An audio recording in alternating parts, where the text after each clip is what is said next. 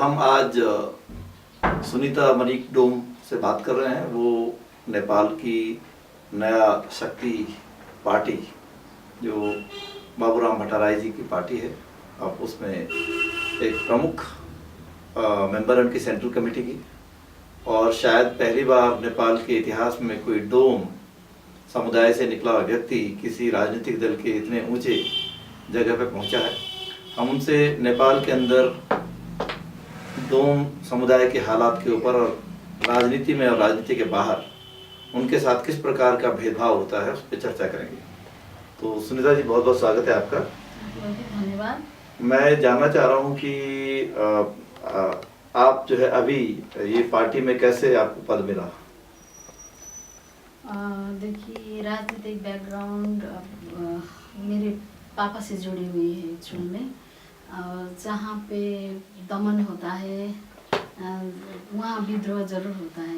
मेरे पापा एक पॉलिटिशियन थे अच्छे, जो पहले वामपंथी नेता भी थे और अपनी जिला में वो जिला पंचायत सभापति भी लड़ चुके थे। लेकिन एक डोम कम्युनिटी के होने के साथ वजह से बहुत डिस्क्रिमिनेशन करते थे उनके पार्टी के लोग ही, क्योंकि कम्युनिस्ट तो बोलते थे, लेकिन कम्युनिस्ट में क्या होता था कि जो नेता लोग हैं वो रूस के पानी मंगवा करके पीते थे, और जो बजट वो सर्वहारा वर्ग के लिए जो आती थी पढ़ाई खर्च वगैरह जो विदेश भेजने के लिए, वो खुद अपने बाल बच्चों को अपने नाता गोता को भेजते थे।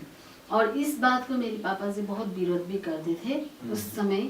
तो उन लोगों को उनकी ये सब क्रियाकलाप को देखते हुए पापा जी बहुत ही निराश होते थे उस टाइम पे।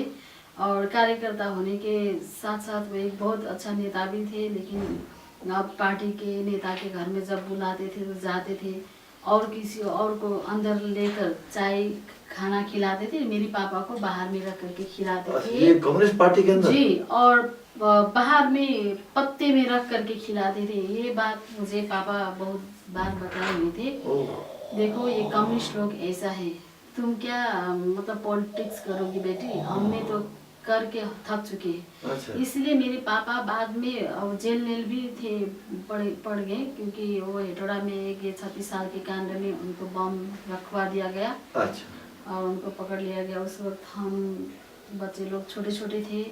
मेरी मम्मी थी अनपढ़, अब इस समुदाय में तो ज़्यादा पढ़े लिखे भी नहीं होते थे, और पापा की वजह से हम लोग अपनी परवरिश होते थे आगे बढ़े। जी। लेकिन उस वक्त हम लोग पापा के बगैर कितने दिन, अब ये पॉलिटिक्स में तो बहुत ज़्यादातर पापा से मुलाकात भी नहीं होती थी। जब आते थे तो घर में सब पॉलिटिशियन लोग आते थे, चाय वगैरह दिन भर बनती थी, यही पॉलिटिक्स की बात होती थी जी। इसकी थोड़ी बहुत छाप मेरे अंदर में भी पड़ गई। और मेरे पापा बाद में 2046 साल में राजीनामा दे दिए पार्टी को।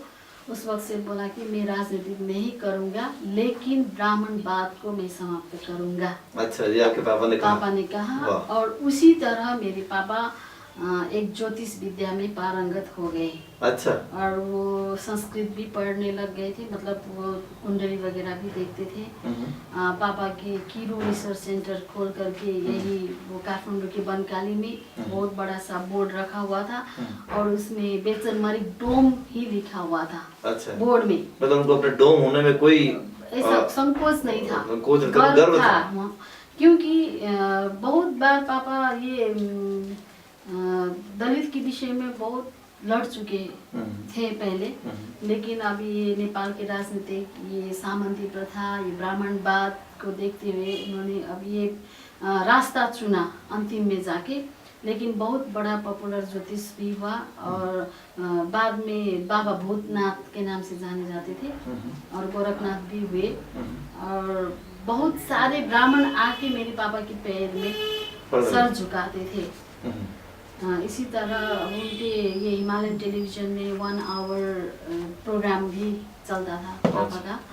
और ये न्यूज़पेपर वगैरह, मैगजीन वगैरह। तो जो जैसे वो कम्युनिस्ट आंदोलन में थे, और कम्युनिस्ट जो लोग हैं वो तो भगवान को मानते नहीं हैं। तो कैसे आपके पापा दोबारा से भगवान वाली परंपरा में चले गए? ऐसा हुआ, मेरे पापा जब मैं छोटी थी तो मेरी दादी जी थे, तो डोम समुदाय के होने के बाद भी अपने कुल को मानता है। और वहाँ पे पूजा आजा मतलब बलि प्रथा वगैरह हम जी। लोगों की एक परंपरा में है, संस्कृति में है। लेकिन पापा कम्युनिस्ट थे, लेकिन आकर के पापा ने वो मंदिर को ही लात से मार के तोड़ दिया। अच्छा। ये पूजा सूजा नहीं होता है ऐसा। आदमी है, आदमी को आदमी की तरह रखा जाता है। वो बलि देने से, किसी को बेटे के ला करके तुम बलि देते हो, ऐसी बात हम लोग को बताते पहले पहले। तो अब मेरी दादी तो ऐसे बहुत पूजा करती थी, बोलते थे कि तुम ये नेतागिरी करके घर में सब ये हम लोग खराब कर रहे हो। और पापा ने इंटरकास्ट मैरिज भी किए थे। अच्छा। एक मेरी छोटी मम्मी थी। कौन सी जात में थी? वो थापा क्षेत्रीय। अच्छा। वो ब्राह्मण लोगों का एक ऐसा ही संस्कार था जो छुआछूत करते थे। लेकिन जो मतलब जब आपके पापा की जो आपकी मम्मी मतलब क्षत्रिय हैं? मेरी मम्मी नहीं, मेरी मम्मी तो प्योर डोम है। अच्छा। दो शादियाँ हुई थी। अच्छा, 2 शादियाँ हुई थी। तो एक मम्मी आपकी डोम है, दूसरी जो जी, हम लोगों की संस्कार में बाल विवाह होता है। अच्छा। और मम्मी की बाल विवाह ही हुई थी। ओहो। मेरी मम्मी 3 साल के थे, पापा 5 साल के थे, तभी बाल विवाह हुए थे। तो बाद में गौना कराता है। हाँ जी। तो पापा जब 8th क्लास में थे तो उस वक्त गौना करा करके लेके आए। मेरे दादाजी भी गुजर गए। दादाजी की एक ऐसा स्टोरी है जो पापा को बहुत, उसी वक्त से पापा को मतलब खटका कि मैं कुछ करके दिखाऊंगा। क्योंकि मेरे दादाजी जो थे अचानक बीमार होने के बाद नरी आश्रय ले गए दवाई करवाने के लिए। जब उधर दवाई करवाने के सिलसिला में दादाजी गुजर गए उधर ही हॉस्पिटल में, तो मेरे पापा छोटे थे। पापा और दादी जी और पापा की मतलब चाचा के लड़के थे, साथ में 3 लोग थे। लेकिन अब उधर गुजर जाने के बाद अपना तो कोई है नहीं, उधर लहरिया आश्रय में कोई भी नहीं था। तो जलाने के लिए घाट में ले गए सब करके। अब वहाँ तो कोई भी नहीं, घर से भी कोई भी नहीं गया, बस 3 आदमी को जलाना था। वहाँ कोई जान पहचान का भी नहीं था। तो जब चिता में रख करके जब ब्राह्मण, जब पंडित वहाँ पे आया था तो बोला कि तुम्हारा गोत्र क्या है? तो पापा तो छोटे थे, हम लोग का गोत्र तो काश्यप गोत्र है। लेकिन उस वक्त पापा छोटे थे, कह नहीं पाए। और दादी जी तो अनपढ़ थी, और क्या कहेंगे, हम जात की डोम छी। अच्छा, वो डोम बोला तो बोलने के बाद तो वो पंडा तो गुस्से से अच्छा बहुत हो गया। तो फिर उन्होंने कहा कि तुम लोगों को पहले बोलना नहीं चाहिए था। ऐसे करके लाश को लात से मार के नीचे में गिरा दिया। अच्छा। उसके बाद पापा को बहुत चोट लगी। ऐसा होता है कि एक डोम होने के बाद मेरे पापा अभी मरे हैं, इस वक्त ये लोग ऐसा कर रहा है। फिर बाद में दूसरे घाट में मतलब कहीं और जाके फिर जलाया, फिर वहाँ से लौटी थी। उस वक्त पापा फिर भाग करके बनारस तरफ ही गए। फिर अघोरी के साथ, रामनाथ अघोरी थे शायद, उनके साथ रहे वगैरह, उधर ही तंत्र विद्या वगैरह सब कुछ सीखे। अच्छा। तो आने के चक्कर में नहीं थे। फिर बाद में किसी ने देखा तो दादी जी को बोले, फिर वहाँ से लेके आए। तो वहाँ से ले आने के बाद तो फिर मम्मी जी को लाने के लिए भेजा। तो ऐसा हुआ। इसी तरह पापा ने पढ़ाई भी छोड़ दी क्लास 8 के बाद। यही सब पीड़ा के कारण उन्होंने ऐसा किया। बाद में राज पॉलिटिक्स भी फेल हो गई। तो ये ज्योतिष तो सक्सेस हो रहा था। मुझे पापा बोल रहे थे कि मैं ये टूडी खेल में ब्राह्मण को मैं घोड़ा टेकाऊंगा। अच्छा। ऐसी बात बोले थे जी। मैं 27 साल में अषाढ़ 15 गते यहाँ काठमांडू में आई थी। तो पापा बोल रहे थे अब तुम यहीं पे काम करो। मेरा तो बहुत बड़ा इंस्टीट्यूट था धरान में, कंप्यूटर इंस्टीट्यूट। अच्छा। मैं 15 साल तक वहाँ पे अपना इंस्टीट्यूट चलाया, IT फील्ड। अच्छा। और वहाँ पे मेरा 14-15 स्टाफ थे। अब 45-46 कंप्यूटर रख के साइबर धरान में पहली बार मैंने ही स्टार्ट किया। तो कैसे ऐसे कर, जैसे आपके पापा मतलब पॉलिटिकली इतनी इनकम तो होती नहीं थी? इनकम नहीं थी, है ना? तो बाद में आप लोग के घर पे जैसे आपने पढ़ाई किया, तो ऐसा कभी मम्मी वगैरह ने, किसी ने विरोध तो नहीं किया कि लड़की क्यों पढ़ रही है? नहीं, हमारे घर में पापा जी बोलते थे तो कोई भी नहीं बोलते थे। अच्छा। और पापा जी का इंटेंशन था पढ़ाना। विद्या विनय न क्या बोलते, विद्या ददाति विनय। तो यही सब बोलते थे। और जहाँ विद्या विनय न संपन्न थे, अच्छा, यही सब बात बोलते थे। जहाँ पढ़ाई होता है वहाँ सब कुछ होता है। पढ़ाना चाहिए, पढ़ाना लिखाना चाहिए। लेकिन जो और डोम समुदाय के लोग रहेंगे उनमें कैसा रिएक्शन होता था?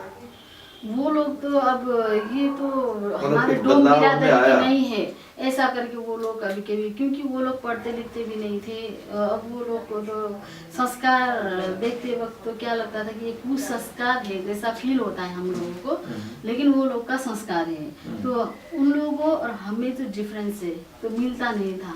और हम लोग क्या थे कि उस समुदाय के एक राजा की तरह हम लोगों अच्छा। को मानता है। अच्छा। और वहाँ पे पापा जो बोलते थे वही होता था, इसीलिए चुप रहते थे। और मेरे पापा पॉलिटिक्स करते वक्त बहुत सी डोम समुदाय के बच्चे के स्कूल में भेजने के लिए अपने खुद हाथ से लेके गए, लेकिन 2-3 क्लास पढ़ने के बाद वो लोग तो अभी जो जो डोम समुदाय की मतलब बारे में नेपाल से बाहर बहुत ज्यादा जानकारी नहीं है कि नेपाल में डोम समुदाय है भी या नहीं है, क्योंकि यहाँ जो काम करते हैं संगठन वो उसका चर्चा ही नहीं करता है। और ये आता है कि भाई वो तराई में खास करके ज्यादा वो काम कर रहे हैं, मैला ढोने का काम कर रहे हैं, सफाई का काम कर रहे हैं। और जो इस काठमांडू और जो पहाड़ी क्षेत्र में है यहाँ पर तो नेवार लोग को बोलते हैं कि वो काम कर रहे हैं। तो आपके परिवार में किसी ने कभी सफाई का काम किया? नहीं किया, लेकिन दादाजी जो थे, जो ऐसा था राणा कालीन में जब एक उस वक्त जो लड़ाई हुआ था 2007 साल की जो आंदोलन हुई थी, उसमें बहुत सारे लोगों को पकड़ा गया था और जेल में डाला गया था। उस वक्त जो गंदा करता था उसको कौन साफ करेगा, तो जबरदस्ती मेरे दादाजी को ला करके उनको साफ करवाया। अच्छा। ऐसा बोलते थे मेरे पापा पहले। तो उसी वक्त से मेरे दादाजी थोड़ा बहुत काम करते थे, लेकिन उसके बाद हमारे फैमिली में कोई भी आपके फैमिली में तो नहीं किया, लेकिन डोम समुदाय के लोग तो करते हैं ना? अभी भी कर रहे हैं। तो किस प्रकार का, जैसे आप समुदाय हैं, तो डोम समुदाय की आज की परिस्थिति में क्या स्थिति है नेपाल के अंदर, और क्या किस किस प्रकार के काम वो कर रहा है, किस प्रकार का भेदभाव उसके साथ होता है? ये तो अब मुझे कहने में भी बहुत दुख होता है, क्योंकि ये ऐसा एक महत्वपूर्ण समुदाय है जो मैंने आपको पहले भी मैंने बातचीत के दौरान बताया कि ये समुदाय चारों युग में है। क्योंकि एक इतिहास कहा जाए तो पहले ये समुदाय की उत्पत्ति डमरू शिवजी के डमरू डोम से ही डोम निकला, ऐसा टाइप की अब ये कहावत है, किंवदंती है। तो उस वक्त ये महाभारत काल में भी थे, जब एक किस्सा मेरे पापा जी सुनाते थे कि सुपन भगत डोम नाम की एक डोम थे, हमारे पुरखा जाने जाते हैं, अभी भी हम लोग पुरखा के पूजा करते हैं सुपन भगत की, और नाम भी लेते बाबा श्याम सिंह, बाबा सुपन भगत ऐसे बोलते हैं हमारी बिरादरी में। लेकिन नमस्ते। लेकिन क्या हुआ कि उस वक्त मेरे पापा जी क्या बोलते थे कि ये महाभारत की जब युद्ध हुई थी तो हजारों लोग मारा गया था। उस वक्त ये पृथ्वी में बहुत ये खून गिरने के बाद वो मिट्टी भी लाल हो गई थी। तो उस वक्त क्या बोला कि अब इतने आदमी मरे हैं, यहाँ तो शुद्ध नहीं हुआ है, ये तो मसान घाट हो गई है, इसको तो शुद्ध करना चाहिए, ये भूमि को शुद्ध करना चाहिए। तो बहुत ऋषि मुनि वगैरह सब सलाह करके उसको होम जाप बहुत ऐसे किए, बहुत बड़ा होम किए, बहुत बड़े विद्वान को बुलवाए थे, लेकिन उस होम से भी वहाँ पे कुछ असर नहीं हुआ। उसके बाद एक ऋषि, अब मुझे पता नहीं है, मैंने लिखा भी है, मैं कंफ्यूज हूँ। तो उस वक्त एक ऋषि ने क्या कहा, तुमने डोम समुदाय को बुलाया कि नहीं बुलाया, वो सुपन भगत को बुलाया कि नहीं बुलाया? नहीं, वो तो जात का डोम है, अरे उसको भी बुलाओ, सभा में तो बुलाना चाहिए। तो उस वक्त बुलाने के लिए भीम को भेजा। तो वो हम लोग का अभी भी बांस का काम होता है, उस वक्त भी बांस का ही काम करते थे। तो वो महाजन के यहाँ वो उसका जो ऑर्डर का सामान था वो पहुँचाने के लिए जा रहे थे। तो भीम आने के बाद बोले कि सुपन भगत आपको बुला रहे हैं, वहाँ सभा पे जाना चाहिए। ठीक है, मैं जाऊंगा, लेकिन ये मेरे महाजन की सामान है, मैं इसको पहुंचा के आता हूँ, तब तक में ये आप मेरी झोला को लेकर के जाइए। तो भीम तो 10,000 हाथी के बल उनके साथ थे, वो तो बहुत ही बलवान है ना, लेकिन वो झोला वो उठा नहीं पा रहे थे। अच्छा। ये क्या किंवदंती है कि डोम समुदाय में एक तांत्रिक विधि होता है, वो ऑटोमेटिकली होता है। अभी भी कोई बीमार होता है तो हॉस्पिटल नहीं ले जाता। अच्छा, डोम के पास मतलब वो लोग खुद ये तंत्र मंत्र वगैरह, ये धामी क्या बोलते हैं ना, उस टाइप के होते। तो वो बड़े एक तांत्रिक थे। तो वो उठा ही नहीं पा रहे थे। जब सामान पहुंचा के फिर आए तो भीम तुम यहीं हो अभी तक? बोला कि हाँ ऐसे। अब वो उठा नहीं पाया तो नहीं बोल पाया, तो उसने कहा कि लाओ झोला, बोल के वो बाएं हाथ से उठा लेके चल दिया। तो उसके बाद वहाँ पे द्रौपदी ने 84 व्यंजन का पकवान बनवाया हुआ था। उसको खिला पिला के वो होम करने के लिए कुछ ऐसे विधि विधान किए हुए थे। अब गया सुबन भगत बैठा, सभा भारी सभा लगा हुआ था, तो सुबन भगत बैठा तो उनको लाके 84 व्यंजन परोस कर दिया। सुबन भगत ने क्या किया कि सब व्यंजन को एक ही साथ में वो सान लिया। अच्छा। सबको। तो उसने 4 क्या बोलते हैं, हाँ 4 घास वो खाने के लिए 4 कर बना लिए। तो 4 भाग 4 दिशा में रखे। तो पश्चिम दिशा की खाया तो उधर पश्चिम का घंटा बोला तो वो भूमि शुद्ध हो गया। फिर दक्षिण का भी खाया वो भी शुद्ध हो गया, और पूर्व का खाया वो भी शुद्ध हो गया। लेकिन उत्तर का जब खाने का टाइम आ ही रहा था कि द्रौपदी ऊपर से देख रही थी, बोला कि जात का डोम तो है, मैंने दुख से इतना दुख से 84 व्यंजन का पकवान बनवाया, इनको क्या स्वाद मालूम पड़ा होगा। ये तो सब एक ही ठाम में एक ही जगह पे सब उसको सान लिया। अच्छा। तो क्या हुआ होगा? तो वो सुबन भगत कुछ अंतर्यामी थे, उसने वो नहीं खाया, वो वहीं पे रख दिया। तो अभी तक की वदंती में क्या है कि उत्तराखंड अभी भी अशुद्ध है। अच्छा। ऐसा बोला जाता है। अच्छा। तो अब नेपाल में कैसे प्रवेश हुआ ये जाति? जैसे कि तो उत्तराखंड अशुद्ध किस प्रकार से है? मैं तो उत्तराखंड का रहने वाला हूँ, तो जानना चाहता हूँ। जी, तो अभी भी मरने के बाद हम लोग की सर, लाश की जो सर होता है तो उत्तर साइड में रखता है, जलाते वक्त उत्तर में रखता है। और ऐसे भी हम लोगों को उत्तर दिशा में नहीं सोना चाहिए, ऐसा होता है ना। तो वही रीजन है समथिंग। अब ये भी इसको, लेकिन ये अच्छी बात है कि आपके अपने मतलब जो हमारी परंपराएं हैं उनको भी आप अपने तरीके से, देखिए ब्राह्मणों ने अपने तरीके से कहा, आपने अपने तरीके से इतिहास है ना। इतिहास तो सब कास्ट के इतिहास है ना। अभी तक में मनुष्य तो भगवान ने पैदा तो किया ना। लेकिन जिन्होंने महाभारत पढ़ी उनको ये पता नहीं कि सपन भगत भी कोई थे, और उनकी तो ये भी जो ब्राह्मण जातियां थी, आर्य जातियां, उन्होंने इतिहास को दबाया भी है। नहीं, उस वक्त तो फिर इतना ये भेदभाव भी तो नहीं किया करते थे ना। अब रामायण में भी देखिए ना, अब सबरी के जूठा बैठा है उसको तो वही मतलब वो दलित ही बोलते थे, लेकिन भगवान ने खाया उसको तो कुछ भी नहीं हुआ। लेकिन आदमी को यहाँ ब्राह्मण को खाने के बाद सब कुछ हो जाता है। पानी नहीं पीते लेकिन उसको रेप करने के लिए उसको कुछ भी नहीं होता है। हाँ, ये बहुत बड़ी बात आपने बोली। पानी से उन लोगों को एलर्जी है। हाँ। लेकिन आदमी की शरीर से उसको कोई एलर्जी नहीं, मतलब रेप करने में कोई उनको दर्द छुआछूत नहीं होता है, छुआछूत नहीं होता है, उनका वंश का कुछ भी नहीं होता। लेकिन दलित का छुआ हुआ पानी पीने के बाद उन लोगों को क्या कारण लगता है? कारण क्या कारण है? ये तो देखिए, मेरी तो एक ही क्या कारण है कि मैं बलवान हूँ तो मैं किसी को छोटा समझूंगा, क्योंकि मुझसे बड़ा कोई ना हो। ये अहंकार है, ब्राह्मणवाद की बहुत बड़ा अहंकार है ये, मुझे ऐसा लगता है। अगर सब साथ साथ में संग में ही रहेंगे तो अगर अवसर मिलेगा तो हम लोग भी उस तरह तो बन जाएंगे ना।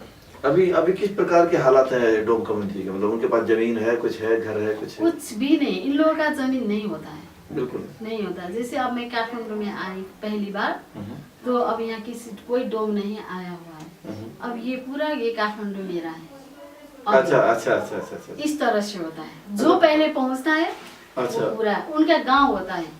अब अदर डोम कम्युनिटी इसमें आने के बाद हमारा कुछ इसमें क्या रात चलेगा, ये हमारा है।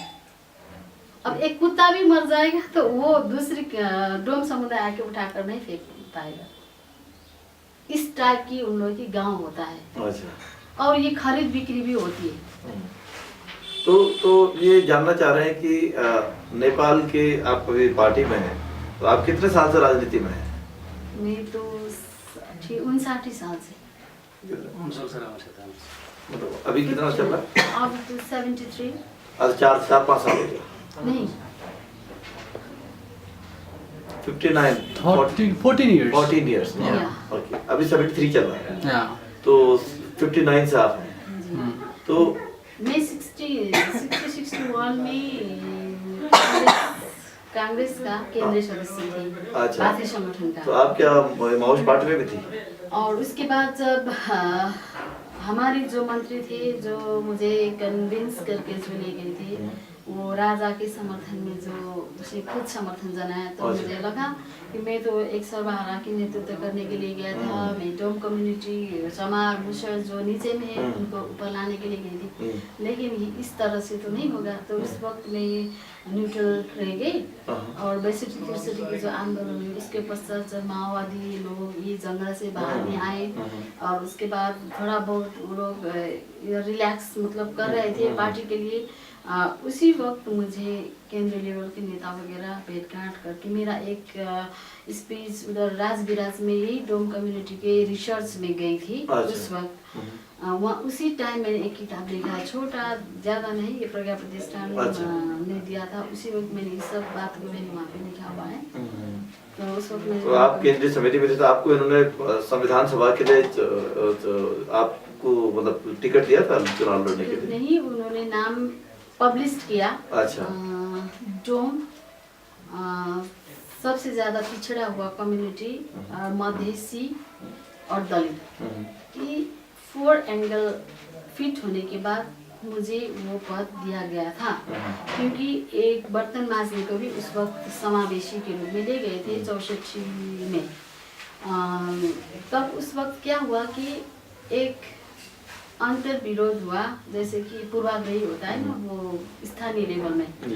पहले से हम लोगों को तो डोमी तो देखता है ना, जो अदर कम्युनिटी अदर कास्ट है, ये क्या करे और ये ऊपर जाएगा तो हम लोगों का तो कब जाएगा, फिर इधर हम लोग डोमिनेट होना पड़ेगा। इसी तरह से वो लोग का विरोध जारी हुआ। उस वक्त मैं प्रेग्नेंट के लास्ट स्टेज में थी और उन लोगों को एक बहाना भी मिल गया और माओवादी पार्टी का एक क्या विजन लाया। अब मेरे नाम को काटने के लिए तो कहीं से भी कटा नहीं जाता था, क्योंकि मैं तो सब एंगल से थी। महिला है, महिला भी थी, डोम भी पिछड़ी तराई की, मधेसी, सब एंगल से मैं थी। तो लेकिन उसमें एक क्या हुआ कि शहीद परिवार ही उस पद में जाना चाहिए के विरोध किया। तो फिर माओवादी पार्टी ने फिर शहीद के नाम से किसी को रखा। अच्छा। बाद में ये परम सुंदास भी थे हमारे साथ, पहले वो भी समानुपातिक और मैं भी समानुपातिक, हमारा विनोद सर भी समानुपातिक, उसी वक्त हम लोग थे। तो नहीं आ पाया, मेरे नाम कट गया। उसके बाद मैं चुपचाप से बैठी रही थी। फिर पार्टी का फूट हो गया, वैद्य पार्टी हो गया, इधर फिर प्रचंड पार्टी हो गया, उधर मातृका भी फूट गए, फिर बाद में हुआ विप्लव भी फूट गए, सब फूट हो गया। तो मैं चुपचाप रही थी। तो मेरा बिजनेस चल रहा था उधर। थोड़ा ये अभी लोड शेडिंग के कारण मेरे बिजनेस में कुछ बहुत बड़ा असर हुआ, क्योंकि मेरा प्रोजेक्ट बहुत बड़ा था और मैं 2-2.5 से मतलब ये दलित कम्युनिटी के बच्चे को जो SLC दे करके जो रहते थे और कॉलेज लेवल में भी छात्र जितना भी दलित थे गरीब थे उन लोग में निःशुल्क अच्छा आप लोग कर रहे थे जी ट्रेनिंग फ्री ऑफ कॉस्ट जी। अच्छा। और मैं कहीं से भी बजट नहीं लाती थी, जो मैं जानती थी उसी को मैं वहाँ प्रोवाइड। तो ऐसे आपने इतने कैसे आपने संसाधन कैसे जुटाए इस चीज के लिए? ये भी बहुत बड़ा लंबी कहानी है। बहुत संघर्ष किया मैंने इसमें, क्योंकि हमारे पास भी बहुत पैसे तो थे नहीं और पापा जी वगैरह भी नहीं थे, हम लोग के जमीन भी नहीं, कुछ भी नहीं, बैंक बैलेंस भी नहीं है अभी तक भी, कुछ भी नहीं थे। लेकिन मेरे पापा इधर काठमांडू में रहते थे। मैं जब मैं SLC पास करने के बाद मैं कॉलेज में पढ़ने गई तब उसी वक्त मैं कंप्यूटर सीखी थी। उस वक्त तो बड़े बड़े ये धनी लोग को भी ये मुनासिब नहीं था कंप्यूटर सीखना, महंगा।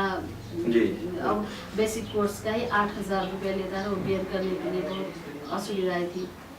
तो मैंने ये जब मैं फर्स्ट ईयर में पढ़ रही थी CL फर्स्ट ईयर में, उसी वक्त एक पटना के टीचर आए हुए थे और ये इंजीनियरिंग कॉलेज में एक टीचर था, उन्होंने 2 कंप्यूटर उनकी संचय कोष के पैसे से निकाल के रखे हुए थे, मतलब XT उस टाइप के उस वक्त XT कंप्यूटर आते थे।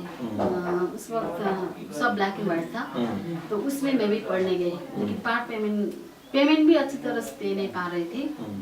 तो वहाँ में मैंने पढ़ी। तो वो इंडियन टीचर था, उसको नेपाली बोलना नहीं आता था, इंग्लिश में भी कमजोरी थी उसकी। वो पटना के रहने वाले थे। तो मैं वो जो पढ़ाते थे हिंदी में उसको ट्रांसलेट कर देती थी। अच्छा अच्छा अच्छा। तो इसीलिए मुझे वहाँ रहना बहुत ज़रूरी था। मतलब वो लोगों ने कहा कि तुम यहीं पे काम करो, जॉब करो। तो मैं वहाँ जॉब करने लगी। और मेरा ये टाइपिंग एसएलसी देने के बाद मैं टाइपिंग करती थी, Nepali typing, English typing. Nepali typing उस वक्त धरान में कोई भी नहीं करता था, कंप्यूटर में स्पेशल। अच्छा अच्छा। तो मैं करती थी। बीटेक का थीसिस होता था, इंजीनियरिंग कैंपस का थीसिस वगैरह होता था। अच्छा। जितने भी लेटर्स वगैरह जो यूटिलाइज करने वाला होता था वो सब मैं ही करती थी। तो उसी वक्त मैं कंप्यूटर में कुछ थोड़ा हो गया। तो मेरे पापा से बोले मैं कंप्यूटर इंस्टीट्यूट खोलूंगी। पापा ने बोले नहीं खोलना तो है, तुम तो अभी छोटी हो, ज़्यादा बिजनेस के बारे में पता नहीं, ठीक है लेकिन खोलो, मैं पैसे दूंगी, लेकिन गांव में जाके खोलो, वहाँ पे गरीब को मुफ्त में पढ़ाओ। ये पापा का मुझे प्रेरणा है, मुफ्त में पढ़ाओ। मैं बोली पापा अभी तो मेरे पास पैसे नहीं, मैं कैसे मुफ्त में पढ़ाऊंगी। तो होते हुए थे क्या हुआ, वही टीचर सब क्या बोले कि ठीक है अब ये इंस्टीट्यूट हम लोगों को चलाना है, मैं वहाँ इंस्टीट्यूट छोड़ रही हूँ, तुम भी ज्वाइंट वेंचर में आ जाओ। लेकिन मेरे पास पैसे नहीं होने के बाद क्या हुआ कि मैं पैसे लगाने कर नहीं पाई, लेकिन श्रम लगाने कर। लेकिन वहाँ मैंने बहुत से स्टूडेंट को प्रोडक्ट किया और मैं अच्छी भी पढ़ाती थी कंप्यूटर में उस वक्त। तो फिर वहाँ से मैंने वो छोड़ दिया। मेरी एग्ज़ाम चल रही थी कॉलेज का, तो एग्ज़ाम के लिए मैंने छोड़ दिया। फिर उसके बाद इंडियन एम्बेसी में ये भोपू का बच्चा को, मतलब एसएलसी देने वाले बच्चे को पढ़ाते थे फ्री ऑफ कॉस्ट। वो लोग लगाने करते थे, मतलब इंडियन एम्बेसी में। तो वहाँ पे मैंने जा करके पढ़ाना शुरू कर दिया। मतलब वहाँ पे मुझे बुला करके जॉब दिया, क्योंकि मुझे 4-5 जगह पे ऐसे बुलाते थे कंप्यूटर में, अब कोई नहीं था तो मेरा वहाँ डिमांड था। तो मैं गई वहाँ पे, पढ़ाई 6 साल तक मैंने वहाँ पे काम किया। थोड़ा पैसे बचा के मैं SBI बैंक में मेरा डिपॉजिट रहता था। लेकिन मेरी इच्छा क्या थी कि मैं कंप्यूटर इंस्टीट्यूट खोल के उस गरीब, मैंने क्या देखा कि प्राइवेट इंस्टीट्यूट में पढ़ने तो आता था, लेकिन 15 दिन 1 महीने पढ़ने के बाद दूसरी मंथ के पैसे बेयर नहीं कर सकते थे, तो छोड़ देते थे। तो मैंने क्या सोचा कि अगर मेरे पास अगर इंस्टीट्यूट होगा तो मैं तो इनको पढ़ाऊंगी। इसीलिए मैंने पापा से भी बात की, लेकिन उस वक्त पापा ने भी पैसे देने के लिए राजी तो हो गए थे। पापा की दोस्त वगैरह बोले कि ये पैसे तो सब खत्म हो जाएंगे, बच्ची है अभी, इतना पैसा एक कंप्यूटर खरीदने के लिए तो आप लोगों को 60-70 हज़ार लग जाएगा, अब ऐसे भी 2-2.5 लाख तो खर्च हो जाएगा, फिर ये डूब जाएगा, क्या होगा। तो फिर पापा ने पैसे नहीं दिए। मैंने 1 हफ्ते तक घर में खाना भी नहीं खाया। तो उसके बाद ठीक है मैं किसी भी हाल में इंस्टीट्यूट खोल करके ही रहूँगी, मैंने उस वक्त ठान लिया। तो मैं काम कर रही थी, मुश्किल से मेरी 2000 वो मैनेजर क्या बोला कि मैडम आपका पैसा, आप तो सैलरी लेते हैं, थोड़ा बहुत पैसे इधर जमा कर दीजिए। उसने बोला था ठीक है रख लीजिए, कितना रखिए, 2000 से जमा कर दीजिए पर मंथ। ठीक है, तो मैं 4000 निकाल देती। उस टाइम की पेमेंट मेरी 6000 थी, बहुत ज़्यादा थी उस वक्त। तो वहीं पे डिपॉजिट होता था। और मैं जहाँ पढ़ाती थी ये कंप्यूटर टाइपिंग वगैरह का पैसा भी होता था, ट्यूशन भी पढ़ाती थी, उस पैसे को मैंने जमा करके रखी हुई थी। तो एक दिन मेरी फ्रेंड था कि कंप्यूटर इंस्टीट्यूट खोलेंगे बोलता था, लेकिन पैसे नहीं निकालता था। मुझे एक दिन उसने क्या कि ऑक्शन में उसने 2 कंप्यूटर लिए, लेकिन वो घर में ही पढ़ाते थे, हमको बोला नहीं। तो फिर बाद में मैंने, वो ऑफिस से आ रही थी, उस वक्त नेपाल बंद था, आप तो बात बोलते हैं लेकिन खोलते नहीं, ऐसा बोला। मैं घर में आई, मम्मी चाय दे, चाय पी के मेरे दिमाग में कंप्यूटर खोलना है। अच्छा। तो मेरे पापा जहाँ पे जेम्स का बिजनेस कर रहे थे, वो रूम वहाँ पे खाली था। वो नगर पालिका के रूम भवन थे, वहाँ पे बहुत सस्ता भाड़ा होता था उस वक्त, 850। एक बड़ा रूम था शटर वाला, 850 रुपया, वो भाड़ा बहुत ही कम था। तो मैं नगर पालिका गई और मैं बोली त्यो रूम खाली छ, के गर्नुहुन्छ तपाईँ, म यसरी इंस्टीट्यूट खोल्ने, हुन्छ 3 महीना को डिपॉजिट गर्नु, फिर जान पहचान की नगर पालिका में।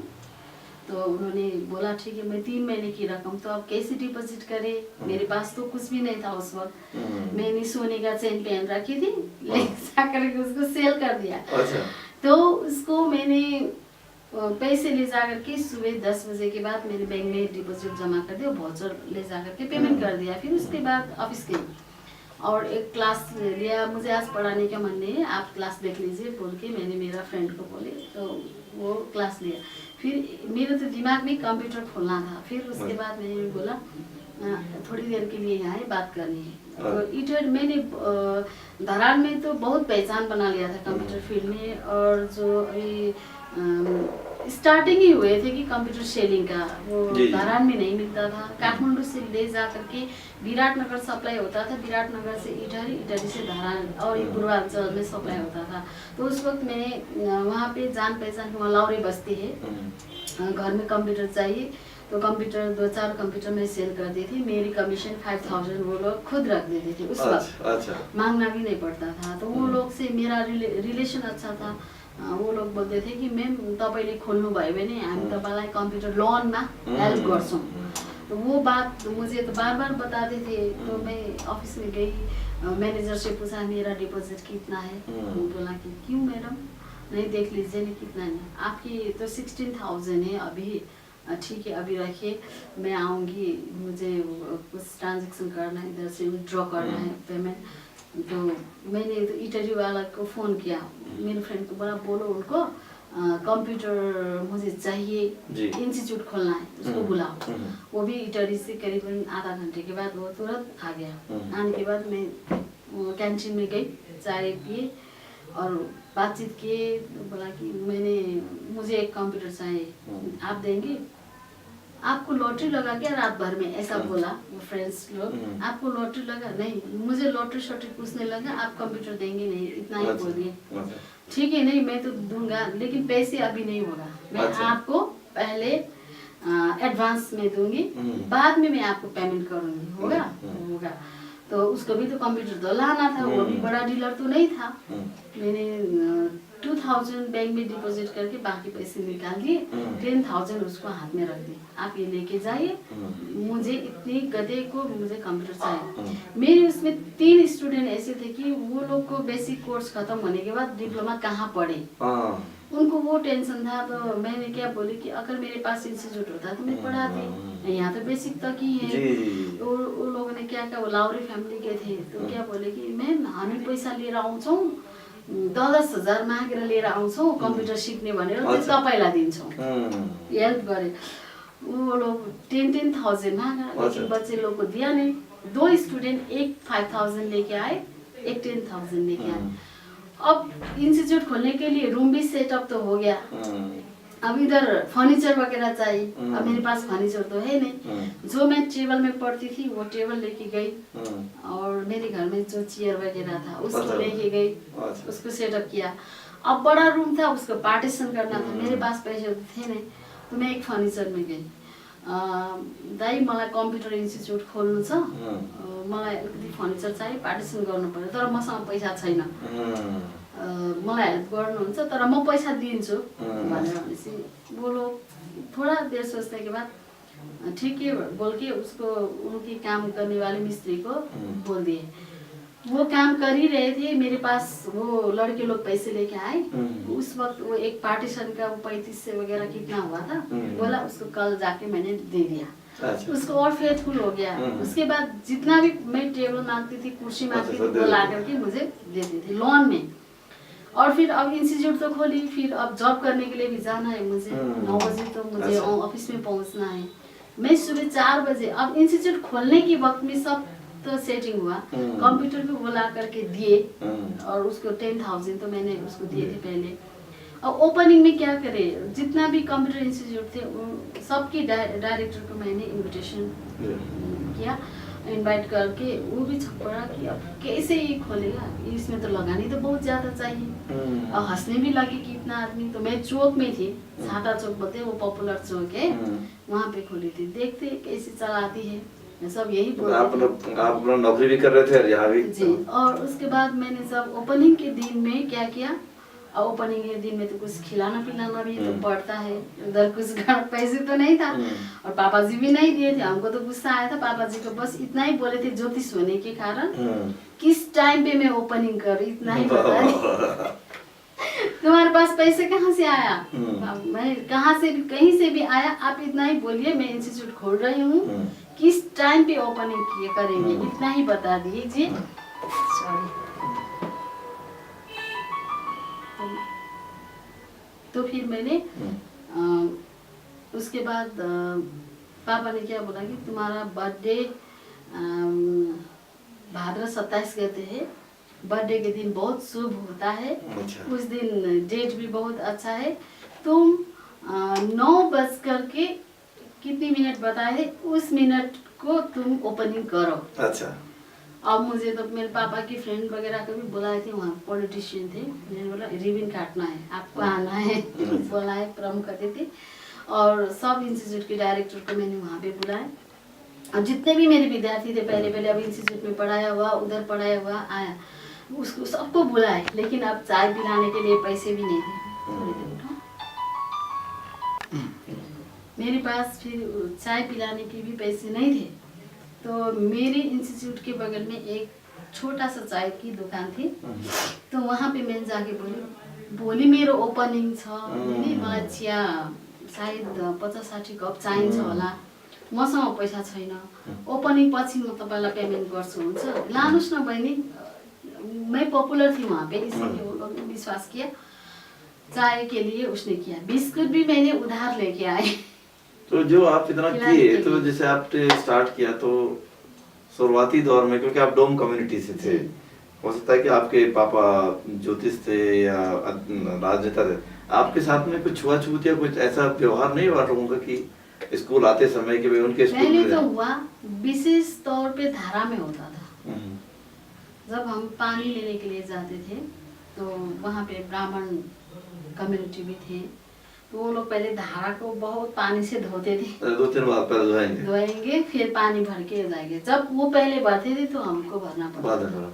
अब हम तो बच्चे लोग थे, कभी कभी खेलते खेलते साथी के साथ घर में पहुँच जाते थे, उस वक्त वो लोग डांटते थे और उनके बच्चे लोग को भी डांटते थे, उसको मत लेके आओ, वो ये जाते वो जाते, ऐसे ऐसे बोलते थे, तो वो सुन के मुझे बहुत पीड़ा होती थी। लेकिन जैसे बात की स्टेज पे जैसे आप पढ़ रहे हैं, पढ़ाया आपने, कॉलेज गए आप, तो कहीं पर आपको दलित होने का या डोम होने का या महिला होने का कुछ भेदभाव झेलना पड़ा? उस वक्त बहुत कॉलेज लेवल पे क्या? कॉलेज लेवल में तो नहीं पड़ा, क्योंकि मेरे फ्रेंड्स लोग उस वक्त कॉलेज में जा चुके थे, लेकिन जानते थे जो बहुत छुआछूत करते थे वो घर के अंदर नहीं बुलाते थे, बाहर रख करके चाय पिलाते थे, पर्सनल सिटिंग रूम में पर्सनल इधर उधर करके, और उन लोगों की रसोई वगैरह में जाने की परमिशन नहीं थी। तो अब मेरे फ्रेंड्स लोग थे, कभी कभी जाना तो पड़ता ही था, और मैं पढ़ने में भी अच्छी थी, उन लोगों को हेल्प भी करना था, तो उसके लिए वो लोग मेरे साथ फ्रेंडशिप के रिलेशन तो रखना ही पसंद करते थे।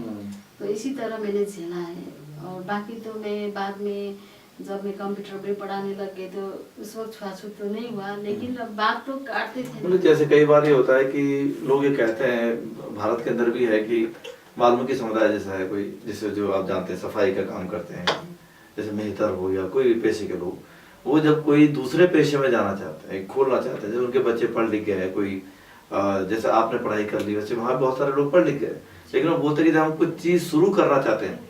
सपोज कीजिए कि आपने एक होटल खोला, तो क्या एक डोम होटल खोल सकता है, उसका होटल चलेगा नेपाल के अंदर? नहीं बार अभी मैं उधर गई, वहाँ पे चाय भी पीने नहीं देते, जब साफ सफाई करके आते भूख लगती, मैं गई थी रिपोर्टिंग करने के लिए, देखते बातचीत करते, बोल के क्या बोले कि हम लोग वहाँ पे जाते हैं, बहुत भूख लगता है, काम खत्म करने के बाद चाय भी मांगते नहीं देते हैं, वो नाश्ता भी मांगते नहीं देते, भूखे प्यासे हमको इतनी दूर घर आना पड़ता है।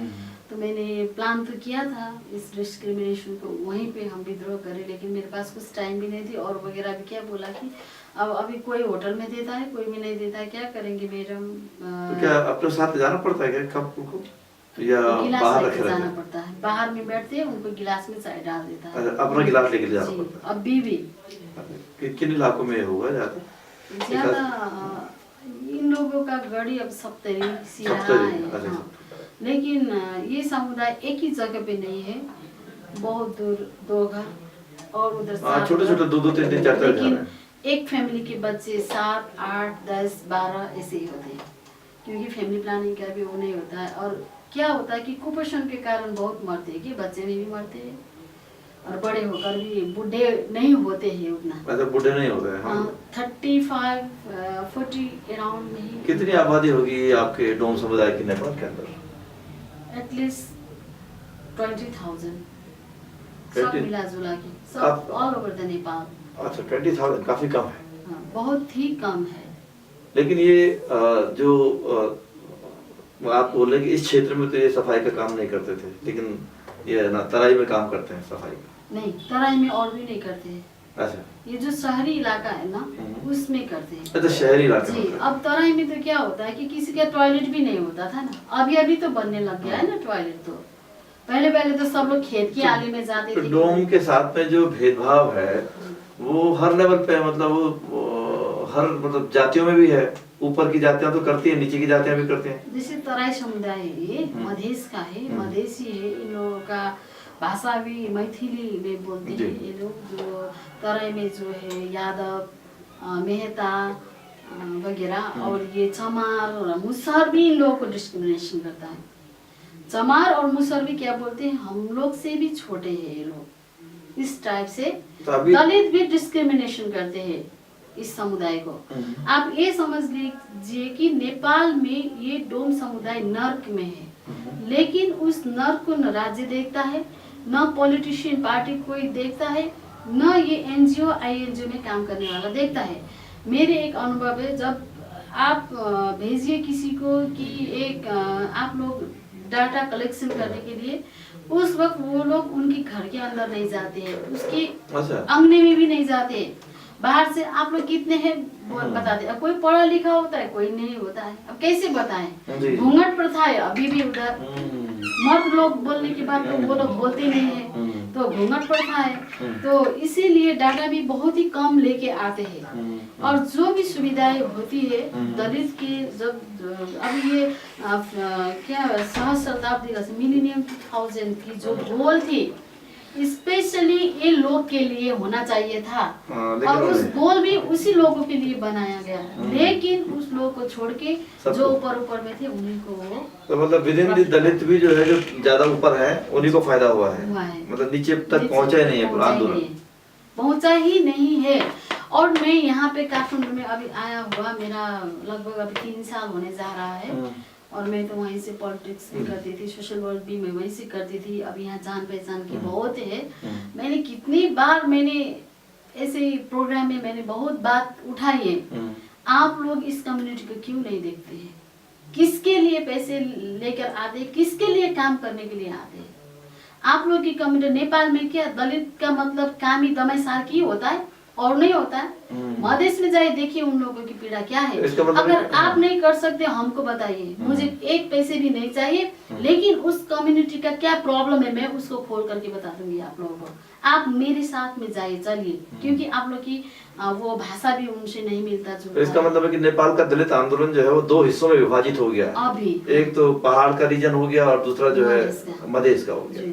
तो मधेश में ये जो कम्युनिटी है, खास करके चमार, मुसहर, डोम, मेहतर, इनके ये कहीं आ नहीं रहे हैं, कहीं भी नहीं आ रहा है। देखिए अभी चमार भी पढ़ा लिखा हुआ है, क्योंकि चमार कम्युनिटी को भी गया हुआ है। जैसे मधेश का जो नेता वगैरह है, वहाँ पे एनजीओ है, वो लोग वो चमार को लगानी कर रहे हैं। वो लोग पढ़ लिख करके अभी सिविलाइजेशन हो गया है वो लोग। और ये मुसहर भी पढ़ लिख करके थोड़ा बहुत आगे आया हुआ है। मधेश में सबसे ऊपर आने वाला दलित है पासवान। अच्छा, दुशात जी, वो लोग बहुत आगे है। अभी पॉलिटिक्स में उनका नेता भी आगे है, काफी नेता भी आगे है, मंत्री भी बन गए हैं। लेकिन सबसे नीचे ये मुसहर। तो ये पासवान जो मंत्री बने हैं या जो लोग हैं वहाँ के, वो आपके डोम के साथ में बैठते नहीं है, जाते नहीं क्या? जी नहीं। क्या भेदभाव करते हैं? छुआछूत का वही डिस्क्रिमिनेशन। तो जैसा मतलब ब्राह्मण कर रहा है वैसे ये भी कर रहे हैं, वैसे ही करते हैं। हाँ। आपको खबर है कि सप्तरी जिले में अभी डोमों का आर्थिक नाकाबंदी हुआ है? किस जिले की? नेपाल में सप्तरी जिला है? कौन सी जगह? नहीं, इधर तो सिरा जिला, सप्तरी जिले में। अभी कल हमको बता रहे थे, हमारे मित्र यहाँ पर थे, तो वो बता रहे थे कि डोम समुदाय के 15-20 घर हैं, उनकी आर्थिक नाकाबंदी भी है।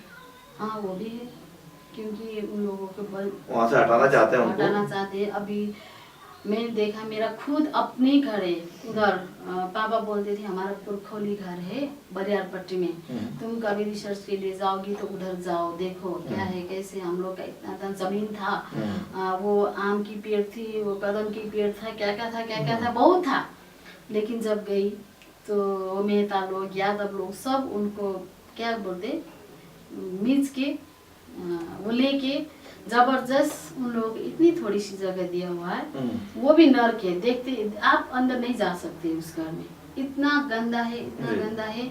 बच्चे लोग के शरीर में कपड़े नहीं है, इतनी फोर मतलब वो देखते ही अब कब मरेगा ऐसा। तो उसको भी एक इंसान बनने के लिए, जो बोलता है कि हम भी इंसान हैं, नागरिक हैं नेपाल के, उसके लिए क्या करना चाहिए? नेपाल सरकार को क्या करना चाहिए? नेपाल सरकार को पहले उनको भूमि देना चाहिए। अभी उनकी अपनी भूमि नहीं है, लाल पूर्जा भी नहीं है, भूमि देना चाहिए, घर क्रिएट करना चाहिए, और सबसे पहली बात उनको शिक्षा देना चाहिए, शिक्षा में आगे बढ़ाना चाहिए। वो लोग अगर पढ़ लिख जाएगा तो उसके लिए उदाहरण तो मैं ही हूँ ना, एक रोल मॉडल तो मैं हूँ ना उनके लिए। अगर मैं बन सकती हूँ तो वो क्यों नहीं बन सकती? कहीं दूर तक जाने की जरूरत नहीं है ना। उन लोग ऐसा हो ही नहीं सकता, ये कैसे गारंटी कर सकता है? अगर मुझे 10 साल दिया जाए, अगर सरकार मुझे 10 साल आप इन लोगों की इंक्रीजमेंट के लिए, डेवलप के लिए, कुछ करने के लिए कोई प्लान लाए तो मैं उसको ले जाती हूँ। अभी जो नेपाल का संविधान बना है उससे कितना उम्मीद है आपको कि कुछ भला होगा डोम समुदाय? अभी देखिए, ये लोग इतना इम्पोर्टेंट कम्युनिटी है जो तराई में मेहता, ये जितने भी मधेसी कम्युनिटी के जो है, जो अपने आप को ऊंचे जाति बोलते हैं, पूजा के लिए उन लोगों को फूल ढाकी चाहिए तो वो डोम की बनाया हुआ होता है। अच्छा। और मरने के बाद भी जो भी ढाकी वगैरह जो क्या क्या चाहिए वो सब डोम बना करके देता है। छठ माता की पूजा करते वो कोनिया बनाते हैं डोम की। सुनिए, डोम अगर बना के नहीं देगा तो उसकी छठ माता खुश नहीं होगी। अच्छा। शुद्ध नहीं होगा। ऐसी कम्युनिटी है। और मरने के बाद अगर डोम का बेचा हुआ आग खरीद करके उनको नहीं जलाया जाएगा तो वो स्वर्ग में नहीं जाएगा बोल के इतना तक किया हुआ है। लेकिन उसी कम्युनिटी को डिस्क्रिमिनेशन करता है, तो बोलिए कैसा होता है? मैं ये बात उपेंद्र यादव से भी मैंने बात किया, राजेंद्र मतलब महंत ठाकुर से भी मैंने जाके बात की। क्या है, आप तो इतने आंदोलन किए, क्या आपको नहीं लगता है कि नेपाल सरकार को कोई कमीशन बनाना चाहिए डोम के लिए? स्पेशली बनाना चाहिए, स्पेशल कमीशन एकदम स्पेशल बनाना चाहिए। जो अभी दलित लोगों के लिए बनाया है उससे भी स्पेशली डोम कम्युनिटी को बनाना चाहिए, मुसहर कम्युनिटी को बनाना चाहिए, चमार को बनाना चाहिए, स्पेशली तराई में। क्योंकि ये लोग मुसहर को डॉक्टर पढ़ने के लिए 35 to 50 लाख का बजट इन्होंने बनाया हुआ है। तो क्या बोलता है, डोम आते ही नहीं पढ़ने, हम लोगों ने तो दिया है, सुनिए हम तो दिया हुआ है ना सुविधा। अब एक बात ये बताइए कि शुगर पेशेंट को रसबेरी लेकर के जाएंगे तो वो शुगर पेशेंट खाएगा? सही बात। आप बोलिए ना। पहले बेसिक लेवल की एजुकेशन तो दिया था, तो रसबेरी दिया था, उनको खाया नहीं तो वो शुगर का पेशेंट वो कैसे खाएगा? अच्छा, 35-40 लाख रुपए बजट में रखा। अभी स्पेशली अगर मैं डॉक्टर पढ़ने के लिए जाऊँ तो मेरे फ्री में, मुफ्त में। अच्छा। ये कैसा पॉलिसी है? मैंने बोला शिक्षा मंत्रालय की सचिव से मैंने बात की, ये कैसी पॉलिसी है, किस टाइप की पॉलिसी बनाए? पहले आप ग्रास रूट में देखे हो, आपने 1 2 3 4 करके नहीं पढ़ाया, आपने मैट्रिक अच्छी तरह से पास नहीं करवाया, उनको साइंस में अच्छा नहीं किया, इंग्लिश मैथ में अच्छा नहीं किया, ऐसे डॉक्टर बनेगा? बिल्कुल। ये क्या नीति है? ये तो सब फ्रॉड है, फ्रॉड। आप लोग के दिखाने के दांत अलग है और दिखाने के अलग है। मैंने यही बात मैं बार बार बोलती हूँ। अभी मैं शायद दुश्मन भी हो गई हूँ कामी दमाई सार्की की, और कितने तो बोलते भी तभी किन आफूलाई सुनिता हमारी डोम भन्नुहुन्छ तो म भनिदिन्छु। तो आपकी जो आपने जो प्रेम विवाह किया, वो जो प्रेम विवाह किया तो दूसरी जाति में आपकी शादी है, तो ये शादी आपने मतलब प्रेम विवाह में खुद ही आपकी ऐसी दोस्ती हुई या कैसे भी? कोई घर में विरोध हुआ आपके, या जो आपके जिनके साथ में शादी हुई उनके? नहीं, स्पेशल ऐसा होता था, मैं पहले से ही पढ़ा लिखा सुशील, उस वक्त वहाँ की अच्छी, अब देखने में भी डोम अभी भी नहीं लगती हूँ, पहले भी नहीं थी। उस वक्त इंटरकास्ट वगैरह ही मेरी शादी के बाद चलाने के लिए आते थे। अच्छा। और मेरे अपने कास्ट में भी पहले बाल विवाह के लिए तय हो चुका था। अच्छा। इंडिया में।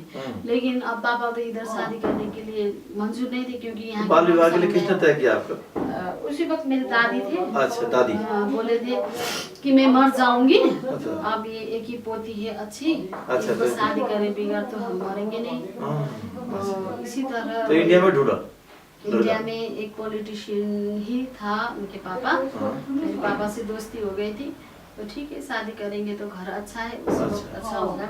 तो इसी कारण से मेरी विवाह तय हो गई थी और आवत जावत भी शुरू हो गया था। मैं पढ़ लिख रही थी, लेकिन मैं वो आते थे, हम लोग का क्या प्रचलन है कि वो पैर में क्या बोलते बोर्ड लगना, वैसा करवाते थे, हमको अच्छा नहीं लगता था। तो उस वक्त मैं स्कूल जाती थी, आती थी, फिर मैं घर में नहीं आती थी, स्कूल ही चली जाती थी। ठीक है, वो मेहमान के सामने रहना अच्छा नहीं लगता था, फिर मैं स्कूल ही चली जाती थी। तो बाद में क्या हुआ, मेरी पापा जब इंटरकास्ट मैरिज किए, उसके बाद वो लोग भी डिस्क्रिमिनेशन करने लगे, अपनी बिरादरी की नहीं है, उसने तो ऐसे शादी कर लिया। उस वक्त के टाइम में भी ऐसा डिस्क्रिमिनेशन था जब आपके पापा ने मैरिज किया दोबारा? जी। तो उस वक्त धीरे धीरे अब वो लोग बोल रहे थे कि अभी छोटे में शादी कर दो, मेरे पापा बोल रहे थे कि मैं इसको पढ़ाऊंगी लिखाऊंगी, अच्छा। फिर उसके बाद ही शादी होगी, अभी नहीं। तो वो लोग तो छोटे में ही शादी करना चाहते थे, इसीलिए मंजूर नहीं हुआ। उन्होंने फिर दूसरी शादी कर लिया, मेरे फ्रीडम हो गई। फिर उसके बाद तो दूसरी शादी जब आपके पापा ने किया, तो क्या जो दूसरी आपकी जो मतलब मम्मी आप बोलते होंगे, तो वो कौन सी बिरादरी की थी? वो क्षेत्री। तो क्षेत्री कैसे मतलब स्वीकार कैसे कर लिया? उन्होंने कर लिया था, कोई दिक्कत नहीं? उनकी मायके में तो नहीं गए थे। अच्छा, मायके में नहीं? मायके में तो 40 साल के बाद ही गए, 40 साल के बाद। 40 साल के बाद? 40 साल के बाद गए। उनको भी ब्लड कैंसर हुआ भेंट घाट के दौरान, बाद में 6-7 महीने करीबन के बाद, भेंट घाट के 6-7 महीने के बाद उनकी भी डेथ हो गई। मतलब आपके पापा के जो मतलब ससुर जी तो पहले ही वो तो मर गए कि अच्छा। उनकी शोक से मर गए। अच्छा। बोल रहे थे अब बेटी नहीं है, वो गए उधर, वो काज क्रिया कर दिए थे। अच्छा, पहले ही। अच्छा, तो जब आपके मतलब जो पापा जो थे दूसरी शादी की, तो वहाँ शादी उसके बाद ससुराल में नहीं जा सकते थे? नहीं जा सकते थे। तो 40 साल तक उसके बाद गए क्या? नहीं, उसके बाद भी स्पेशली माँ बाप को भेटने के लिए नहीं गए, जो दीदी वगैरह था, अच्छा, वो भाई वगैरह, उनके साथ मुलाकात हुआ, भेंट घाट हुआ, आवत जावत हुआ। तब तो मेरे पापा की गाड़ी वगैरह सब कुछ थे यहाँ पे। अभी पोजीशन भी था, वो ब्राह्मण लोग जा करके पहले तो पैर पकड़ते थे। तो इसी तो जो ये जो अगर हम बोले कि जो हिंदू वर्ण व्यवस्था है, आप बोलते हैं कि हम हिंदू वर्ण व्यवस्था का शिकार हैं, जातिवाद और पूरा चीज का, तो आप डोम को बोलते हैं कि वो जाति के स्तर में सबसे नीचे पे पहुंच गया है। तो इस जातिवाद को खत्म करने के लिए क्या करना चाहिए हमको? आप अपने परिप्रेक्ष्य अपने नजरिए से बताइए कि एक सबसे जो जिस जाति में सबसे ज्यादा परेशानी झेलनी पड़ी है जाति के नाम पे, उसको क्या करना चाहिए हमको? अभी स्पेशली मेरी बात बताती हूँ। मैं अभी जस्ट शिरा से आई हूँ, और वहाँ पे शिरा में सनेटा नाम की एक गांव है, वहाँ पे ज़्यादातर यादव लोग रहते हैं, और चमार की भी बस्ती है, मुसर की भी बस्ती है। मैं स्कूल वगैरह सब घूम के आई हूँ। उस वक्त मुझे दिखाने के लिए कि आप सुनीता जी आप आ जाइए हमारे गांव में, आपको दिखाएंगे, और कास्ट भी आपके लिए इंस्पायर होंगे। अच्छा। और वो लोग खुद पढ़ेंगे। ऐसे बोल के ठीक है, अगर मैं जाऊंगी वहाँ पे अपनी कम्युनिटी को भी देख लूँगी किस तरह से रह रहे हैं वहाँ। तो मैं गई तो यादव वगैरह के घर में ले जाते थे, और बहुत खुश होते थे, बाप रे धरान से आए, ऐसा है वैसा है, और खिलाते थे पिलाते थे। फिर बाद में सर बोलते थे ये कौन कास्ट है, आपको पता है? मेरी फ्रेंड कौन कास्ट है? नहीं पता है। ये डोम है, वहाँ बरियार पट्टी में ना उनकी बेटी है, डोम कम्युनिटी की है। तो वो लोग इतना परेशान होते थे, बाप रे अब हमारी तो धर्म ही भ्रष्ट हो गया, इस टाइप की। तो मैं खुद झेल के आई हूँ अभी। अच्छा। हाँ, 2-4 घर में ऐसा हुआ, मैं खुद गई थी। अच्छा। जब पता नहीं था तो अंदर बुलाया, खिलाया पिलाया, तब पता नहीं था, तब तक खिलाया पिलाया। उसके बाद जब पता चला, तो अब तो हम लोग को तो अब ये पुराना जनरेशन भी है, अब हमारा बेटे बेटी तो क्या करेगा ये पता नहीं है। अब हम लोग को तो क्या करे, पुरखा की इससे तो हम करना पड़ रहा है। आप तो डोम की तरह तो नहीं दिखते हो इस टाइप से। फिर भी उस सर को बोलते थे, तो वो भी एक विद्रोही टाइप के। मेरे पापा जी तो मर गए तो मैंने बाल नहीं कटाया, तो क्या हुआ, ये डोम मेरे फ्रेंड्स हो, हम तो एक ही साथ में खाते हैं, आप लोग को कोई प्रॉब्लम है? हम लोग तो वहाँ पर वो विद्रोही करने के लिए गए थे। अभी गए तो स्कूल में भी बढ़िया रिस्पॉन्स मिला वहाँ पे। अब मुझे उस जगह के लिए कुछ काम करना है। अभी स्कूल जा रहे बच्चे जो किताब ऐसे हाथ में बुक करके जाते हैं, उन लोगों के लिए बैग भी नहीं है। और एक दलित की स्पेशल स्कूल है, वहाँ पे मुसर कम्युनिटी चमार का बच्चा लोग पढ़ रहे हैं, और डोम कम्युनिटी का 4-5 बस पढ़ रहे थे, ज़्यादा भी नहीं थे। तो क्लास 5 तक था। तो क्लास 5 के बाद अब कहाँ ले जाकर के पढ़ाई, ये प्रॉब्लम है। तो उस जगह को मुझे देखना है। अभी मैं वहाँ से कल ही लौटी हूँ। अब मैं सरकार से भी डिबेट करूँगी, पार्टी में भी ये बात करूँगी। अभी मैं आज दलित आयोग में भी जा रही हूँ, वहाँ पे मैं डिस्कस करना है। अच्छा। तो ये जो जैसे आपने अभी आपका केवल यही सवाल है लास्ट मेरा कि आपकी शादी भी आपने नेबर कम्युनिटी में शादी किया, ये भी जो है काफी ऐसे ही काम कर रहा है, सफाई के पेशे में जला हुआ है यहाँ पर। तो क्या आपको उसके कारण से कोई भेदभाव नजर आया फैमिली में शादी के बाद? देखिए, मेरी शादी में भाग कर की शादी नहीं किया मैंने, और उस वक्त तो इंटरकास्ट ही ज्यादातर मेरे घर में आते थे। और कभी कभी क्या भी बोलते थे कि एक कीचड़ में कमल उगा हुआ है, इस टाइप से। तो हमको अच्छा नहीं लगता था, क्योंकि मेरी फैमिली को कीचड़ और मुझे कमल, ये तो बहुत डोमिनेशन मुझे अच्छा नहीं लगता था। तो अब मेरी तो इतना ही था कि मुझे पढ़ना है, बस पढ़ना है, तो इसलिए मैं पढ़ रही थी। लेकिन जिस तरह से मैं पढ़ी, दुख में ही पढ़ी हूँ मैं। तो उसके बाद वहाँ भी इंटरकास्ट ही मुझे शादी के लिए प्रपोज करने के लिए घर में वो हाथ मांगने के लिए आते थे। मेरे पापा अभी पढ़ना लिखाना है, अभी हम शादी नहीं करेंगे, इसी बात से टाल देते थे। और मुझे ऐसा भी लगता था आज शादी करेंगे, कल तो फिर एक ये कास्टिज्म के हिसाब से तो वो लोग फिर मुझे डिस्क्रिमिनेशन करेगा। अब कहाँ के आदमी तो जान पहचान का होता नहीं है। और मेरा इंस्टीट्यूट बहुत ही बड़ा था, अब 12-13 स्टाफ तो वहाँ पे हायर थे। तो मैं सोशल वर्कर भी थी, दलित का संस्था भी मैं वहाँ पे चलाती थी उस वक्त। अब मुझे बहुत सी सारी मीटिंग में भी जाना पड़ता था, और प्रोग्राम वगैरह में भी मैं पार्टिसिपेट करने के लिए जाना पड़ता था। और मेरी ये कंप्यूटर आईटी फील्ड में भी ये कैन का नाम सुना होगा आपने, कंप्यूटर एसोसिएशन ऑफ नेपाल, ये काठमाडौँ में है। उसका मैं उधर जिला से मैं सेंट्रल कमेटी में भी थी। वहाँ पे मैंने स्टोरिजन स्टार्ट किया। वो कंप्यूटर सेक्टर को भी बढ़ाना चाहिए, गांव-गांव में फैलाना चाहिए, और एक व्यवसाय को भी कम्युनिकेशन करके रखना चाहिए। इस तरह से हम लोगों ने बनाए थे। और कैन सुनसरी के मैं वाइस प्रेसिडेंट भी थी उस वक्त। तो उसी वक्त ये जितने भी धरान में ये लोकल पत्रिका जो निकलते थे उस वक्त, तो पहले तो ये प्रेस दूसरी टाइप से निकलता था, ये कंप्यूटराइज नहीं होता था। जब कंप्यूटर का ज्यादातर चलन में आया, उस वक्त मैं टाइपिंग करती थी, वो पेपर डिजाइन करना वगैरह सब। तो बाद में क्या हुआ, वो खुद अपने अपने कंप्यूटर लेने लगे। तो मैं स्टूडेंट को प्रोडक्ट करके स्टाफ के तौर पे मैं वहाँ पे जॉब में भेजती थी। जो ऑब्स्टिकल आता था मैं उसको हैंडल करती थी। तो उसी वक्त मेरे हस्बैंड भी एक जर्नलिस्ट है, और मॉर्निंग पहले तो वो ब्लास्ट टाइम चलाए हुए थे धरान का लोकल में। पहला वो डेली पेपर के होते, नहीं तो पहले सब साप्ताहिक पत्रिका चलता था वहाँ पे। तो बाद में उन्होंने ब्लास्ट टाइम छोड़ के मॉर्निंग पोस्ट नाम की एक पत्रिका स्टार्ट किया। तो वो पत्रिका का संपादक थे, और कभी कभी उनका प्रॉब्लम होता था, मैं देखने जाती थी। और प्रोग्राम में भी हम लोग तो साथ में ही रहते थे ना, अब जर्नलिस्ट भी साथ में होता था हमारा भी। अब कितने नहीं तो हमारा तो वो क्या न्यूज वगैरह बनाया, इंटरव्यू लिया, ऐसे होते होते उन लोगों का भी काम करते थे। ऐसे में प्रपोज किया मेरे हस्बैंड ने। प्रपोज करने के बाद ठीक है, अफेयर्स चला। बाद में मैंने अब शादी के लिए मैं भाग के तो नहीं जाने वाली, क्योंकि मैं भी वहाँ के एक पॉपुलर, मेरा भी स्टेटस है वहाँ पे। पापा से बात कीजिए, आप लोग के घर के लोग को बुलाइए, वो लोग अगर राजी है तो हम शादी करेंगे। ऐसी बातचीत हुई। तो उन लोग का फ्रेंड्स वगैरह भी बातचीत करने के बाद पापा जी यहाँ काठमांडू में थे उस वक्त। ये माओवादी का 2 महीने बंद हुआ था, 61 साल की बात है। तो उसी वक्त पापा जी से बात की, 12 साल पहले। जी हाँ, 12 साल। अभी मेरे 8 साल की बेटी भी है। अच्छा। और वहाँ मेरे पापा जी से बातचीत होकर के पापा जी ने बहुत सारे प्रश्न खड़ा किए। कल को मेरी बेटी को अगर ऐसा होगा तो क्या होगा, ऐसा होगा तो क्या होगा। नहीं, धन संपत्ति की बात नहीं है, आप कितना मांगेंगे मैं उतना दे दूंगा। मेरे पापा के पास थे भी उस वक्त। बेटी की आंख में एक भी आंसू आने नहीं चाहिए, ये जात की चलती। क्योंकि मैंने भी एक क्षेत्रीय से विवाह किया, मैंने भी इंटरकास्ट लाया, मुझे भी कुछ प्रॉब्लम है, मैं इस बात को जानता हूँ। लेकिन आपकी घर के फैमिली को भी आप समझाइए। अगर वो राजी नहीं है तो मेरी बेटी के साथ शादी करने का कोई फायदा नहीं है।